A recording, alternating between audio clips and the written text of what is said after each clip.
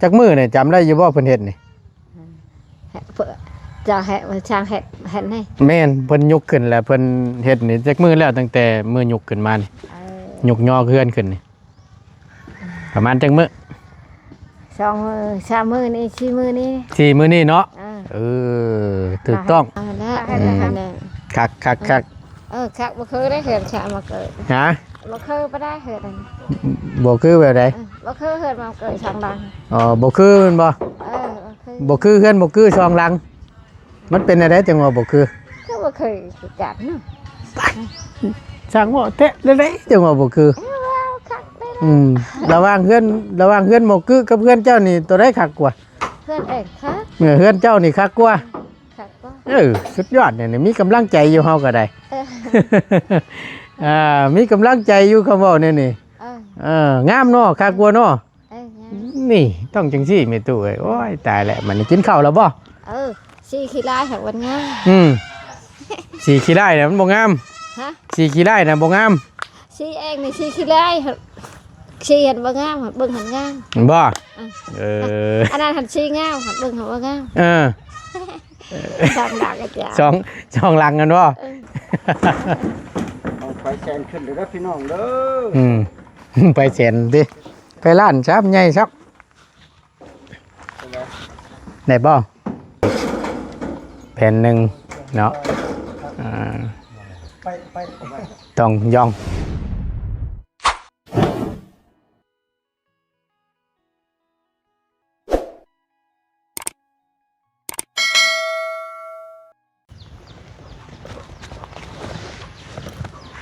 เอาเนาะพี่น้อง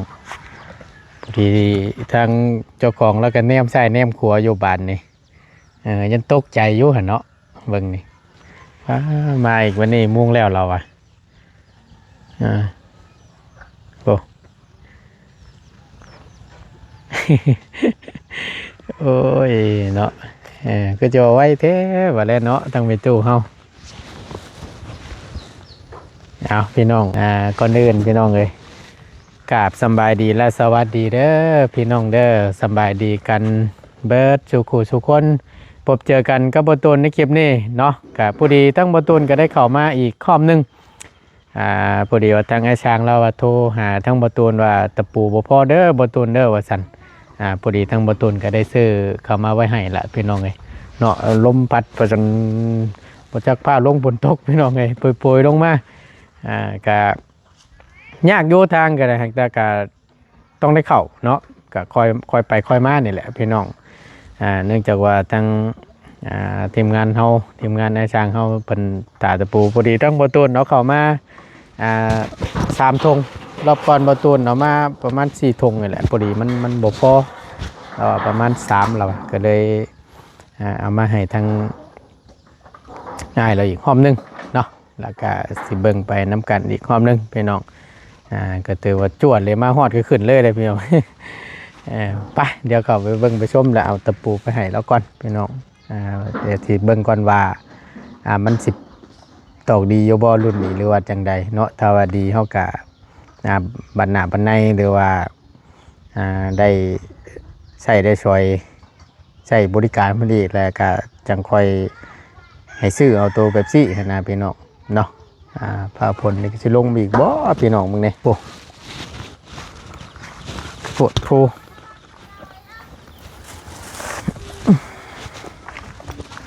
ขึ้นแท้ขึ้นว่าตกมาเป็นระยะแต่เมื่อเช้านี่ก็นำลงมาสันบ้าโตกักเงี้ยดีวะเข้ามาพร้อมกันปกติทั้งบนต้นเขามาหน่อยนึงปกติรถดันแก่ชังกะซีก็เข้ามาเนาะใช้รถไถมาแล้วเรียบร้อยตัวใหญ่นะเนาะถือว่าจวดดีได้พี่น้อง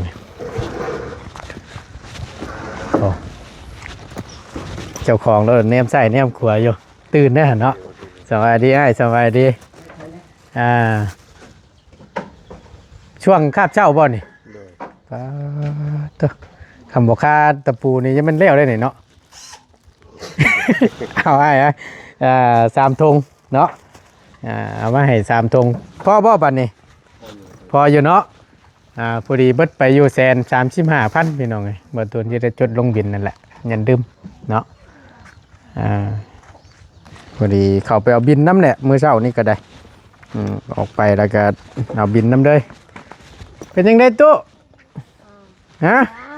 งามบ่ งามเคยคนนะ ฮะ งามเคยฮันแล้ว งามคือเอ้ยมาได้เห็นตกใจบ่ โอ้ มื้อเช้านี่ไปใช้มื้อเช้านี่ ออกกันนะมาฉัน ไปออกหน้าบ่มื้อเช้านี่แล้วแลกเกี่ยวข้าวนะ ยัง ยังอยู่ เกี่ยวมือละหน่อย เกี่ยวมือละน้อยฝนมันตกเนาะมันแบบผมง่ายมันก็เก็บเธอละหน่อยเธอละหน่อยคือได้มันก็ได้เท่านั้น เนาะค่อยๆเกาะไปเด้อค่อยๆเกาะไปฝนมันตกก็ได้สันเกี่ยว2คนเราก็ได้นี่แหละบ้านนี้สิบ่ได้ฝนสิบ่ได้ห้ำเด้อบ้านนี้เด้ออดเอาเด้อมีแต่ว่าถ่ายจักหน่อยทีมงานให้ช่างเขาก็ถือว่าจวดอยู่จักมือเนี่ยจำได้อยู่บ่เพิ่นเฮ็ดนี่ จะแหะช่างแหะนี่ แม่นเพิ่นยกขึ้นแล้วเพิ่นเฮ็ดนี่จักมือแล้วตั้งแต่มือยกขึ้นมานี่ยกย่อเคลื่อนขึ้นนี่ประมาณจักมือ2 มือ3 มือนี่4 มือนี่4มือนี่เนาะถูกต้องเราให้แต่5 มือแต่มือหนึ่งไปใช้2 มือ3 มือ4 มือนี่แม่น5 มือนี่แหละแม่นบ่แม่นยกตั้งแต่ยกย่อขึ้นแล้วก็ยาวมาเลยเนาะ4-5แล้วว่ะประมาณนี้พี่น้องเนาะถือว่าไว้ได้ยอมรับเราอยู่คักเยอะงามเฮานี่ได้สิถามเจ้าคักอยู่บ่มันคำถามจานคักถามคักงามเนาะเนี่ยแบบที่พ่ออยากได้อยากได้แบบที่คือกันกับเพื่อนทางน้องๆเพิ่นบ่สีเขาเลือกใหม่ตึกใจอยู่บ่เห็นเจ้าชี้ใส่ผ้าบัดเขียวเฮาก็เลยผ้าตังเขียวนะเฮาก็เลยอันชื่อสีนี่แหละมาให้เรียกว่าชีอ่อนๆขึ้นดอกอันนี้ฮะว่าชีอ่อนๆขึ้นดอกอันนี้ก็ง่ายสีหลอกก็นอนคือหลอกเลยหลอกอันนี้ชีหลอกอันนี้หลอกกันชีอ่อนๆอันนี้ชีแก่เนาะแม่นชีอ่อนๆจะว่าสีนอนสีใบตองกล้วยอ่อนนั่นบ่ตอนนั้นแกงามคือกันอันนี้เห็นงามแล้วมันคะแนนคักคักบ่เคยได้เห็นชามาเกิดฮะบ่เคยบ่ได้เห็นบ่คือแบบใดบ่เคยเห็นมาเกิดช่องลังบ่คือมันบ่คือเฮือนบ่คือช่องลังมันเป็นอะไรจังว่าบ่คือบ่เคยจัดเนาะช่างว่าเตะเละๆจังว่าบ่คือระหว่างเฮือนบ่คือกับเฮือนเจ้านี่ตัวใดคักกว่าเฮือนเองคักเฮือนเจ้านี่คักกว่าสุดยอดเนี่ยมีกำลังใจอยู่เฮาก็ได้มีกำลังใจอยู่คำว่าเนี่ยนี่งามเนาะคักกว่าเนาะนี่ต้องจังซี่แม่ตู้เอ้ยโอ้ยตายแล้วมันกินข้าวแล้วบ่สีขี้ลายหักวันงามสีขี้ลายน่ะมันบ่งามสีขี้ลายน่ะบ่งามสีเองนี่สีขี้ลายสีเห็นบ่งามเบิ่งหันงามบ่อันนั้นหันสีงามเบิ่งหันบ่งาม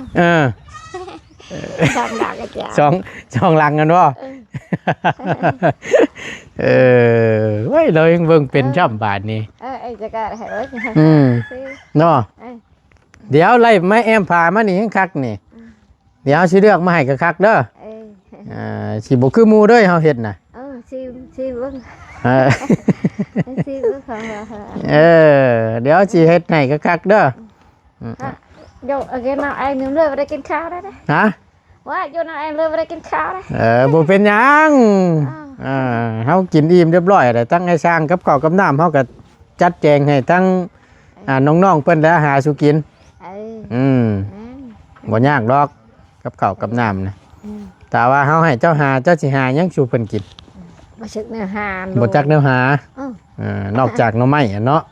หน่อไม้ก็สิบ่ไหวเด้เนาะหน่อไม้นี่ยอดนึงก็บ่ชุกอ้าวเอาฉันเจ้าน่ะกินข้าวแล้วบ่มื้อนี้กินแล้ว ได้ยังกินกินข้าวกับแจ่วมักพริกมักพริกมักพริกเกลือหั่นนี่มักพริกเกลือน่ะมีอยู่แต่ว่ากับมันนี่บ่มีมันก็บ่แซ่บได้เนาะเฮ็ดได้ฉันบ่แซ่บก็แต่มันเองถึกใจมันหันๆนะเฮาชื่อต้มเครื่องในมาอยู่เดี๋ยวสิแบ่งให้ชื่อมาฝากเจ้านี่แหละสาธุโดยเนาะไปฉันมาเอาน้ำเฮาใช่มั้ยโอ้ยบ่แรงนี่เจ้าว่าสิได้ขึ้นมานอนอยู่นี่ประจักล็อกกันนี่ฮะให้มันเร็วคักๆก่อนเด้อถามผู้ช่างพี่มาถามพี่ผู้ช่างพี่นี่นั่งที่ก็จอดอยู่พี่พอแห้งแล้วเนาะเต็มเอาย่าอยู่พี่พอแห้งเอาบอกแล้วแม่ฉันบัดนี่มาพี่มาถามผู้ช่างพี่ถามเบิ่งนี่เอาเด้ถามเบิ่งเป็นยังไงจะได้นอนบ่ได้แล้วนอนบ่ได้แล้วยังหึงอยู่อย่ามานอนได้อย่าพามานอนได้ตกได้หึงได้เนาะยังหา6 มื้อยังพามานอนอยากนอนไว้แหละเฮือนใหม่เนาะมันทันได้แล้วให้มันแล้วรอให้แล้วก่อนเด้อตูเด้อนอนอยู่ดอกรอให้แล้วก่อนสาธุได้พอใจเย็นๆเด้ออย่าเข้ามานอนเลยป้าเรามื้ออื่นเช้าไปเห็นรังของหมอกวิวดูไปจอยอยู่นี่ด้วยเพลงแหละว่าติอย่าเข้ามานอนเด้อช่างเพิ่นบอกว่าประมาณ 4-5 มื้อแม่นแล้วอดเอานอนพุ่นท่าเด้อนี่ล่ะใจเย็นนี่ล่ะใจเย็นง้อได้เราสีงามไปยังเกาะเราบอกเมื่อกี้พี่น้องประตูจำบ่ได้เลยเราบอกอย่างน้อเมื่อกี้นี่ลืมเลยเงินน้องกื้อนั่นสีงามอยู่แต่เบิ่งขี้ไล่เราสีเงินเฮานี่งามเหรอมีกำลังใจในเฮาก็ได้ว่ะ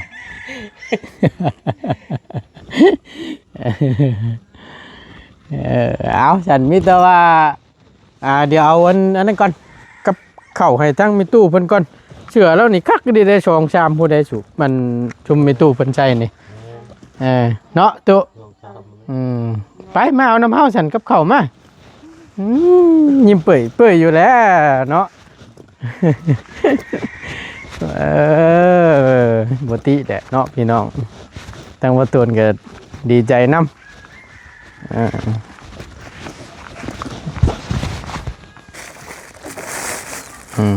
กับข้าวเขาซื้อกับข้าวมาให้พอได้กินอยากเป็นนั่นแหละพี่น้องไอ้ตอนตักมันแต่หมอนห่อนโดดคือจังว่านั่นเธอจะมาแล้วรถมารถนั่นเด้อเอาตัวเอาไว้แต่นั่นเด้อกับข้าวแรงเด้อห่อยไว้สูงๆเด้อโดยอุ่นล่างใส่ไว้ซักเก่าเด้อโดยห่อยไว้สูงๆเด้อยันมากินได้โดย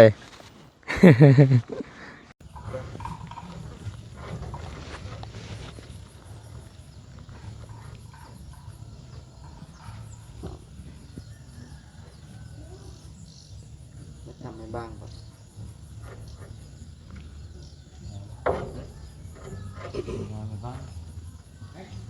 ตอบเขาไปได้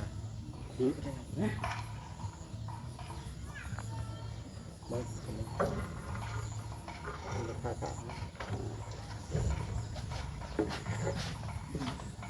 เรากดล้างบ้างตอบ กำลังใส่เป็นลมต่อพี่น้องเนาะใส่เป็นลมตัวนี้แล้วมันมุ่งหรือมันเรียบร้อยแล้วป่านนี้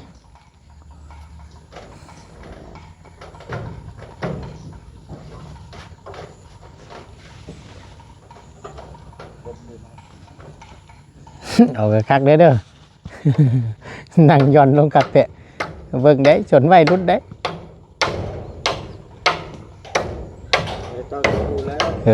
ใครอยู่นั่นไม่ไล่กับเบิ่งหนึ่งจับไม่เว้นจะต้องที่ต้นอยู่เลยซ้อนคนหน้า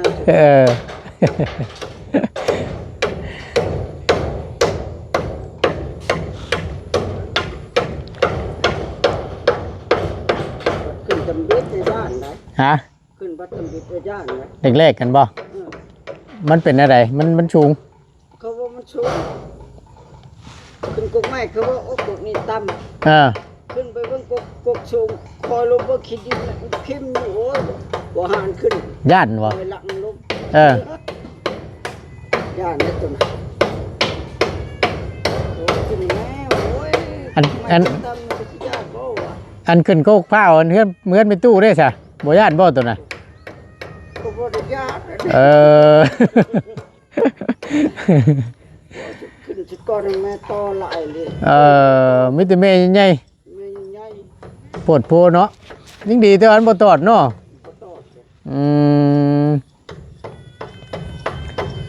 เอาเป็นจ้องๆมองๆแนมเบิ่งไงเด้อเพื่อนมีหมากพอกินมีแล้วเนาะบ่ได้เว้าหยอกไม่ตู้แล้วเนาะบ่ยากหรอกเราน่ะขอแต่ว่ามีหมากแก่เท่านั้นแหละเราแก่หลายก็บ่แซ่บพอดีกินเนาะพอดีกรุบแม่นพอดีย่ำพอดีเคี้ยวแก่หลายผัดมันหยาบโพดมันแม่นบัดเพิ่นคือมักเปรียบเทียบซะจ้ะอ้ายงามงอน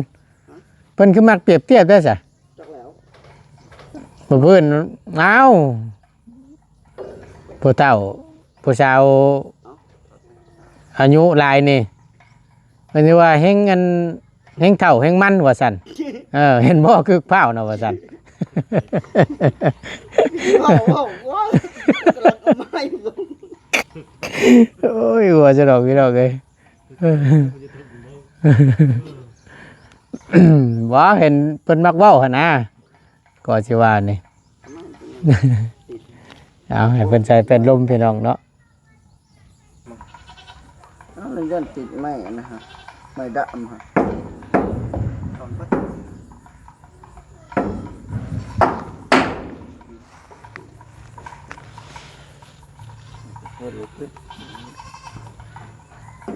ยันติดไม่ได้ฮะติดตัวไม่แนบมันบ่มันโกง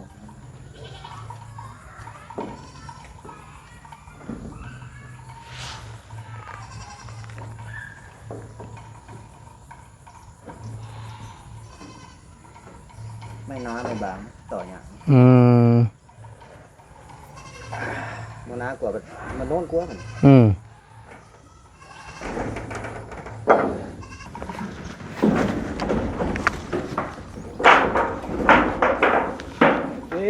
ขึ้นมาตรง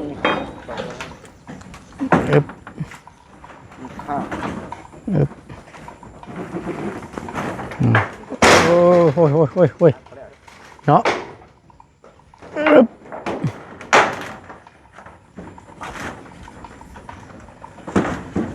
เอาไปแซนขึ้นเลยนะพี่น้องเด้อไปแซนดิไปร้านชับใหญ่ชักไหนบ่ฮะแพ้มันบอก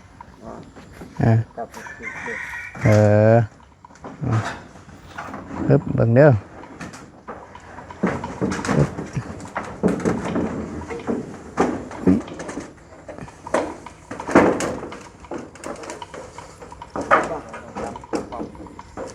ดำของเราโง่เพลหัว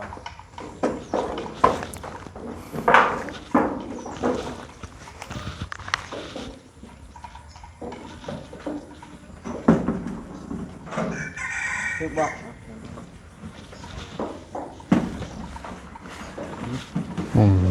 เอาเนาะโอเคเอามีแต่ว่าอันนี้เอาแบ่งกันมันชื่อมารุ่นน้ำกันพูดละแบ่งกันไปเจ้ากวดหนึ่งปองหนึ่งง่ายรุ่นนี้ให้งามงอนใจได้ประตูเนอ โดยมันคือจังว่าเงียบเงาคือจังว่าอยากนอนแท้จะดอกว่ามันบ่ตึกบ่ตักมันบ่คึกบ่คักแท้ๆก็ได้เพิ่มก็ได้เพิ่มพอดีกว่าหน้าจักบาทว่ะดึกใจเลยบัดไปช่องปองนะเฮาก็ได้แต่เช้ามานี่มันเป็นจังใดก็จะว่ามันเป็นคือโชว์บ่เข่งนี่น่ะนะโซโบเข่งงึกงักแต่ได้เรียกว่าไปอันตามบรรยากาศเท่ดีว่ะใจประตูเด้อโดยคุณทุกกำลังเอาเบิ่งเด้อเพื่อได้ให้ไอ้งามงอนไปเลข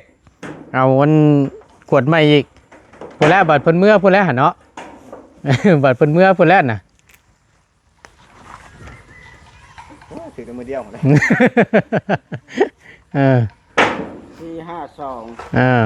452บอกเลขแล้วเลขมาอีกเลยโอ้ยเนาะ150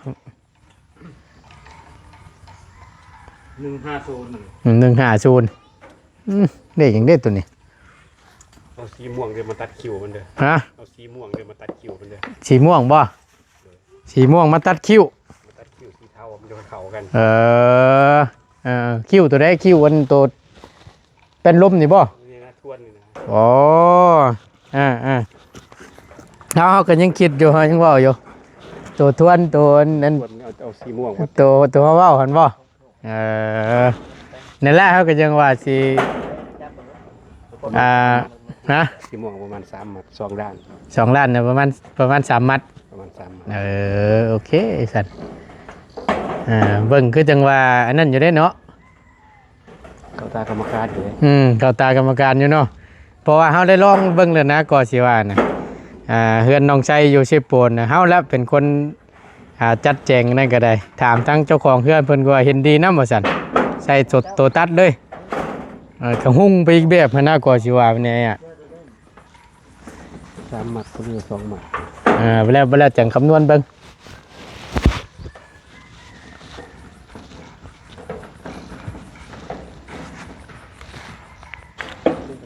3 มัดประมาณ2 มัดครั้งละมัดเวลากับเพื่อตัวนี้น้ำหันแล้วไม่ยังไม่นั่นเองบ่เอ้ยนั่นแหละสาบเพื่อไม่นั่นเองเลยทั้งหน้านี่อ้อมเลยบ่ใส่อ้อมไปเลยบ่ใส่ทางนี้ใส่ทางนี้ให้ทวนตัวเทิงนี่แม่นชุดหนึ่งด้วยนะคิดไว้แต่เป็นสีตัวเทิงไปเลยแนบมาใส่ไม่นั่นเองนี่ฟังนั่นกันลมแม่นเอาสีตัดนะ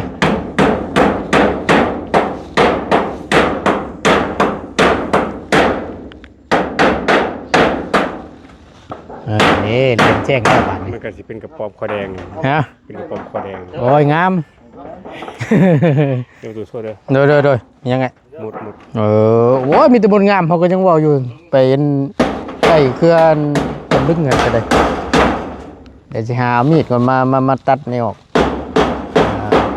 ตายนี่แล้วก็ภาษีตัดนั่นต้นขี้เล็กหลังบ้านอยู่พี่น้อง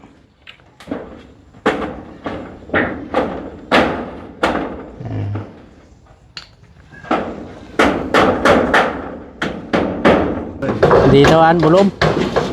เนี่ยพอแห้งได้จะเอาขึ้นยาก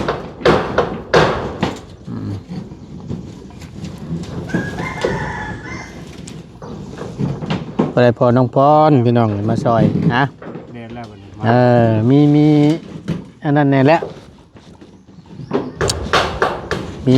เสียงแหลดตรงไหนแล้วพี่น้องเนาะคือสิเบิดแล้วเนาะมิตรหน้าหนาวเข้ามาบัดนี่จะหนาวแล้วบัดนี้ เอากะสาธุแล้วให้มันเบิดผลเห็นวิตวางซะ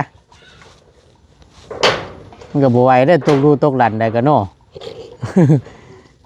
เอาไปโลทางเล็ดเป็ดปาดอยู่บ่ไหวติว่ะมาบ้านนี้พี่น้อง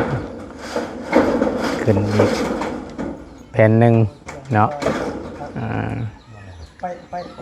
ต้องย่องบ้านนี่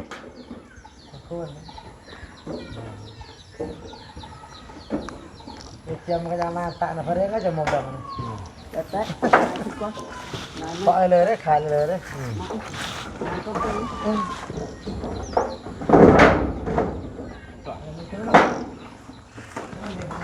เหลืออยู่แผ่นหนึ่งเนาะประกบมันก็มัน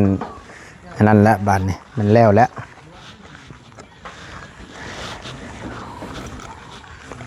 คักบ่โตคักบ่หนังมือกำกลางมืออยู่ งามเนาะดีใจได้ผู้เฮาเฮ็ดก็ได้ผู้เฮาเล่นเวียกเล่นงานก็ผู้ใหญ่เพิ่นเบิ่งเพิ่นก็ดีใจตัวชุดแล้วเนาะตุเนาะ เนาะโอเคพี่น้องเอ้ยมาบัดนี้มีแต่ว่าทั้งบ่ตูนสิได้แจ้งยอดที่ว่าบ่ตูนซื้อไปเบิดเท่าไหร่เนาะโอเคบาทนี่พอดีมื้อเช้านี่เพิ่นนำมาชงผัดลืมเอาไปบินมาให้บ่ตูนพอดีใส่ก็หาปากกาก่อนบาทนี่อยู่ใส่เลยเฮียเราประจักพี่น้องเลย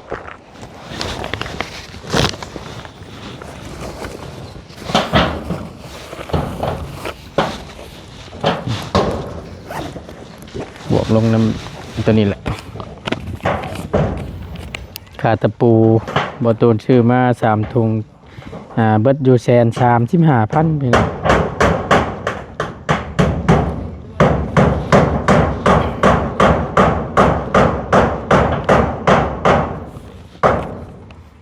บวกแค่นี้เลย แผ่นนึงบอกต้องช่วยนะ แฟนชั่น มีไฟที่ บอกอะไรอีกว่า ไฟนะ 135,000ตัวนี้บอตูนใจายไปเมื่อวานนี้เนาะแผ่นอลูซิ่งพร้อมกับตะปูเบิดไปอยู่5,382,000เป็นอยู่ในตัวนี้ตัวนี้135,000แม่นตะปู3 ถุงที่บอตูนออกมานี้พี่น้องเบิดไปหลายเติบในเบิ่งคือจังหวะน้อยเดียวนึงโธ่ว่ะเอาก็มีแต่ว่าเมตู้ก็อยู่พอดีเนาะทางบ่ต้นก็ใช้ทางเมตู้อายุ6 ปีขอบคุณทางผู้ใหญ่ใจดีเพิ่นก่อนพี่น้องเลยเนาะ เอาเนาะก็มีแต่ว่าไล่เป็นที่เรียบร้อยแล้วแผ่นอลูซิ่งเนาะตุเนาะแผ่นจังกะสีเนาะตอนนั้นถ้าเว้าหยอกเจ้าซื่อๆเด้อก็บ่หยอกเราซื่อๆพี่น้องเนาะบ่นูหัวม่วนนั่นแหละ เอาก็ถือว่าไล่เรียบร้อยแล้วในสุดนี้มีแต่ว่าอยากให้ทั้งมีตู้เด้อนุบมือขอบคุณผู้ใหญ่เพิ่นเด้อทั้งพ่อทั้งพ่ออำพรกับเมติกเด้อเอาให้พรเพิ่นแน่ตัวนุบมือนี่ให้พรเพิ่นเด้อให้เพิ่นอยู่ดีมีแฮงเอาเว้าปานนี่แหละโถกันหายดีหายหายหยุดลาหายหไม่ได้หักใหญ่หักโอ้ยให้เพิ่นอยู่ดีมีแฮงเนาะให้อยู่ดีมีแฮงตลอดปลอดภัยสาธุโดยแม่เพิ่งลูกเพิ่งแม่เหรอวะโดยโอเคพี่น้องเนาะทั้งบ่ต้นก็ถือว่าได้นำแผ่นอลูซิ่งมาให้ครบเป็นที่เรียบร้อยแล้วเนาะเอาแต่ท้ายคลิปนี้ทั้งบ่ต้นก็ ก็ต้องขอบบุญขอบคุณขอบอกขอบใจทางพ่ออมพรกับเมติกหลายๆเนาะ FC เพิ่นก็ถามได้บางคนเพิ่นบ่เข้าใจทั้งพ่ออมพรกับเมติกนี่เป็นคนลาวบ่ตูนว่าสันอยู่ประเทศลาวบ่ว่าสันบ่แม่นเด้อพี่น้องเด้อพ่อกับแม่เรานั่นอยู่ต่างประเทศแต่พ่อกับแม่เราเนี่ยเป็นคนลาวพี่น้องแต่พ่อกับแม่เราอยู่ต่างประเทศพุ่นเนาะประเทศนั้นนิวซีแลนด์พี่น้องเลยเนาะแต่ว่าต้นจำผิดก็เป็นคนลาวพี่น้องเนาะก็ขอบคุณทางพ่อพ่อกับแม่ติ๊กแต่หลายเนาะความพ่อความครัวจงอยู่ดีมีแห้งเด้อทั้งพ่อกับแม่เด้อความเจ็บอย่าสุดใดความไข่อย่าสุมีปรารถนาสิ่งใด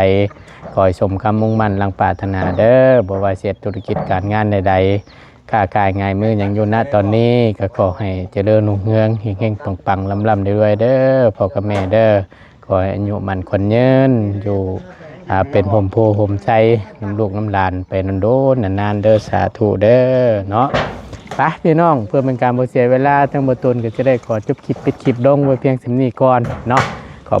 คุณหลายๆที่เข้ามาเป็นกำลังแห่งใจและติดตามรับชมคลิป